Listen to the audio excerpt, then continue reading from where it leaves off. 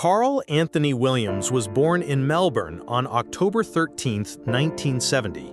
Long before his name became linked to Australia's underworld, he was a boy growing up in the city's western suburbs, attending Broadmeadows Technical School and later taking laboring jobs.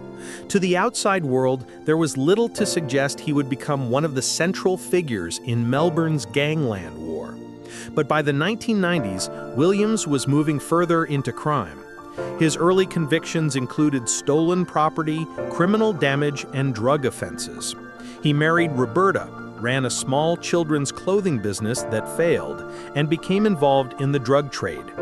In 1999, police raided an illegal drug factory in Broadmeadows and seized thousands of amphetamine tablets. Williams, his father George, and another man were arrested. The Melbourne underworld was already tense. Old criminal families, drug traffickers, and violent rivals were competing for power. Williams became connected to a brutal chain of killings that shocked Victoria and filled headlines for years. In 2000, Mark Moran was shot dead outside his home. In 2003, Michael Marshall was murdered in South Yarra. That same year, Jason Moran and Pasquale Barbaro were shot in a van after a children's football clinic. In 2004, Lewis Moran was killed at the Brunswick Club. These killings were part of a wider period of violence, now remembered as the Melbourne Gangland Killings. Williams was not a glamorous figure. He was a convicted criminal whose choices destroyed lives, terrified communities, and left families grieving. Behind every headline were victims, relatives, witnesses, and ordinary people caught near violence they never asked for.